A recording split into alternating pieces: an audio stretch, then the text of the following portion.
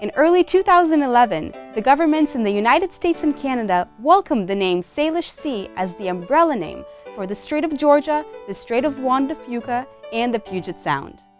Western Washington University Professor Emeritus Bert Webber is credited with proposing the name change and in the process helping residents gain a more complete understanding of this precious resource.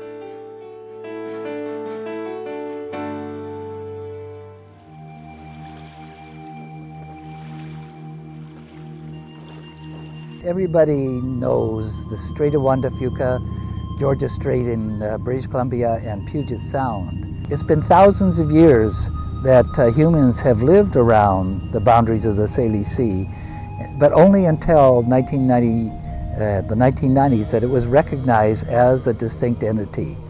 There is a strong scientific reason for the Salish Sea. It's a very well-defined estuary ecosystem that connects together the waters of Georgia Strait, Puget Sound, and the Strait of Juan de Fuca. So it is a distinct entity. What's even more interesting in my mind is how the name has become popular.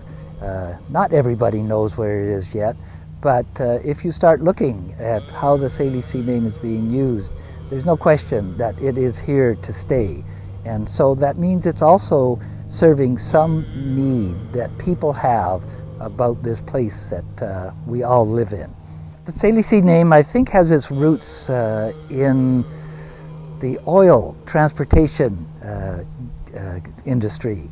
When oil was discovered in Alaska and was going to come into the inland waters of what is now the Salish Sea, people recognized and started to look at what was at stake, what would we lose if there was an oil spill? And it became clear as that kind of science was done that there was an ecosystem, and that was the ecosystem that said, yes, this is an entity that should be acknowledged. I had the incredible luck to think about the name and offer it at a time that there was a reception for it.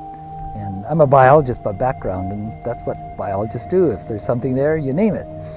But that's actually a human trait. If there's something that we want to learn about, and there's something that we're interested in, it's very difficult to proceed very far if it doesn't have a name. I guess in that way, the credit for planting the seed belongs to me.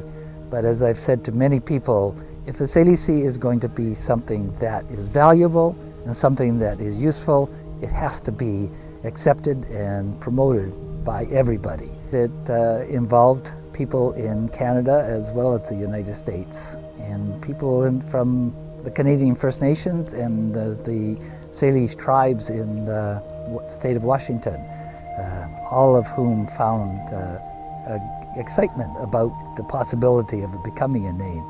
So without that groundswell of support from across the border, the name never would have gotten accepted. Western is thinking now strongly of starting an academic program that focuses on the Salish Sea. One of its stable, if we can call it that, of alternative education approaches to try to bring some greater degree of relevancy to students' programs. So hopefully in the next 5 years or so, we will see a Salish Sea program that will actively involve the faculty, not only in research, but also in understanding, for continuing to understand this sense of place and how important that is. The people who live around it, the 7 million people that are on the shorelines of the Salish Sea, find a value in that name, in connecting to the place that they live. It's more than just living on the Puget Sound. It's that I'm living on the Salish Sea, and I have connections with people who live up in Georgia Strait and down and throughout the Strait of Juan de Fuca.